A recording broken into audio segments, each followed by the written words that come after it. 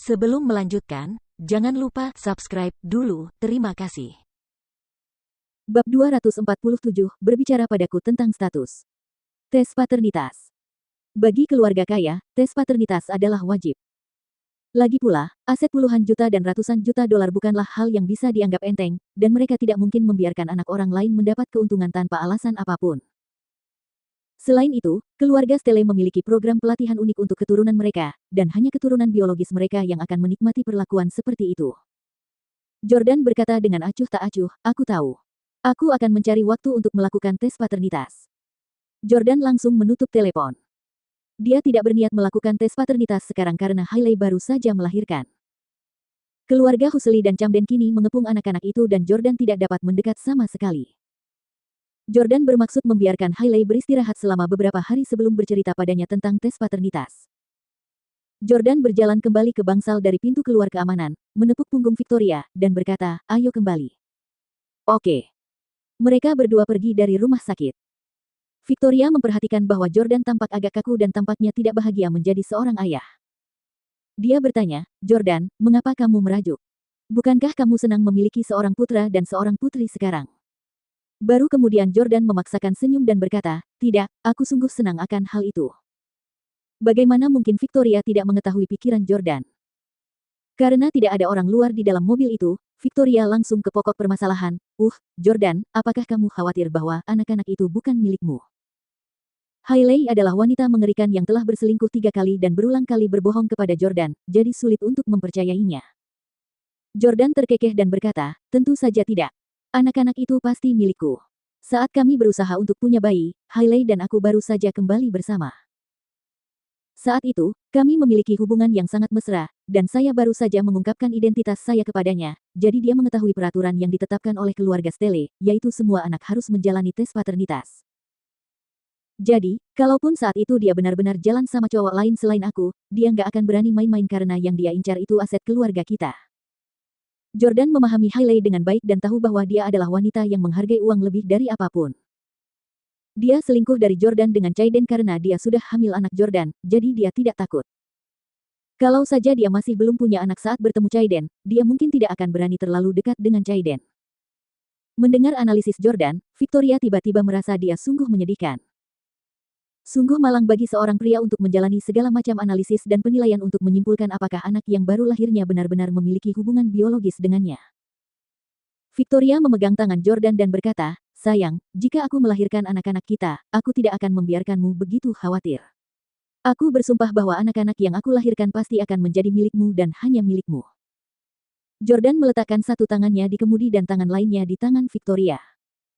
Dia hanya bisa mencari kehangatan dan kenyamanan dari Victoria.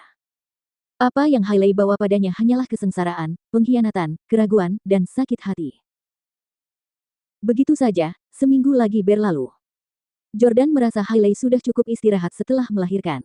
Sudah waktunya baginya untuk pergi ke rumah sakit untuk berbicara dengannya tentang tes paternitas dan nama belakang anak-anak. Oleh karena itu, Jordan membeli beberapa buah dan suplemen kesehatan di pagi hari sebelum berangkat ke rumah sakit. Ketika tiba di bangsal VIP rumah sakit, Jordan menemukan 2 penjaga di luar bangsal. Apa yang sedang kamu lakukan? Salah satu penjaga bertanya pada Jordan.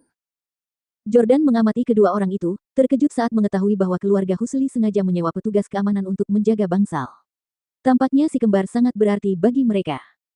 Sayangnya, anak-anak itu sama sekali bukan milik keluarga Husli. Jordan ingin mengucapkan terima kasih kepada mereka karena telah merawat anak-anaknya dengan baik. Jordan berkata, saya di sini untuk melihat Hailey dan bayi-bayinya. Penjaga itu terus bertanya, beritahu saya nama dan unit kerja Anda. Kami harus melapor kepada atasan sebelum Anda diizinkan masuk. Tampaknya tidak sembarangan Tom, Dick, atau Harry yang bisa mengunjungi Hailey. Itu masuk akal. Mengingat keluarga Husli sangat kaya dan berkuasa, pasti ada banyak orang yang ingin berteman dengan mereka dan menjilat mereka. Setelah para pengusaha itu mengetahui bahwa keluarga Husli telah menyambut kelahiran sepasang anak kembar, mereka pasti akan bergegas ke rumah sakit untuk mengirim hadiah dan menjilat anak itu. Itu akan mengganggu Hailey dan si kembar saat mereka sedang beristirahat, dan tidaklah pantas bagi keluarga Husli untuk menerima hadiah mereka tanpa membantu mereka di masa mendatang. Itulah sebabnya mengapa para penjaga akan menanyakan nama-nama pengunjung dan perusahaan yang mereka wakili. Jordan memahami alasan di balik hal tersebut, jadi dia bekerja sama dan menjawab, Jordan Stele, manajer Departemen Pelatihan Perry Express. Yang mengejutkannya, kedua penjaga itu tertawa setelah mendengar jawaban Jordan. Salah satu penjaga tertawa dan mengejek, hahaha, seorang manajer Departemen Pelatihan biasa datang ke sini untuk memberikan hadiah juga. Berusaha menjilat Breezy Express, ya. Suruh presiden perusahaanmu, Victoria Clarke, untuk datang saja. Penjaga lainnya tertawa dan berkata, Perry Express terkutuk ini menyebabkan Breezy Express kehilangan miliaran dolar. Cepat pergi, dasar manajer departemen pelatihan yang rendahan. Melihatmu membuatku jengkel. Wah. Penjaga itu lalu menendang keranjang buah yang dibawa Jordan dan mengkritik, beraninya kau membawa buah-buahan jelek ini ke sini. Simpan saja untuk dirimu sendiri. Setelah penjaga menendangnya, berbagai buah dalam keranjang buah berserakan di tanah. Jordan sangat marah. Ambil saja, kata Jordan dingin kepada penjaga yang menendang keranjang buah itu. Penjaga itu berkata tanpa sedikit pun rasa takut, siapa yang ingin kau takuti? Bocah, aku sudah melarang banyak bos dari berbagai perusahaan untuk masuk. Apa menurutmu? Melihat penjaga itu tak kunjung berniat mengambil buah itu, Jordan langsung memegang erat pergelangan tangan penjaga itu. Aduh, sakit sekali. Teriak penjaga itu kesakitan. Penjaga lain juga waspada saat melihat Jordan mulai bertindak kasar. Pang, kau pasti sedang mencari kematian. Dia baru saja hendak menolong temannya ketika Jordan meninju wajahnya dengan tangan satunya. Tangan kiri Jordan mengenai wajah penjaga itu, dan dia langsung pingsan setelah terbanting ke dinding. Penjaga lainnya, yang pergelangan tangannya digenggam erat oleh Jordan, begitu ketakutan hingga dia mulai gemetar. Jordan sekali lagi bertanya kepada penjaga itu, apakah kamu akan mengambilnya atau tidak? Baru kemudian penjaga itu mulai menurut dan mengangguk dengan saksama. Ya. Ya, saya akan mengambil buah itu sekarang juga. Jordan melepaskan penjaga itu dan menendangnya ke tanah. Dasar sombong. Seperti kata pepatah, antek cenderung lebih sulit dihadapi daripada atasannya. Di banyak tempat, pengawas ini cenderung menggunakan kekuasaan yang mereka miliki dan mempersulit orang lain. Jordan paling benci hal-hal ini. Para penjaga dengan patuh mengambil apel-apel itu, dan ketika mereka tiba-tiba melihat seseorang, mereka berseru dengan senyum gembira, Tuan Husli, Anda di sini. Kebetulan Chaiden juga baru saja datang mengunjungi Hailey. Penjaga itu segera menghampiri Chaiden dan berkata, Tuan Husli, pria ini adalah manajer rendahan dari Departemen Pelatihan Perry Express.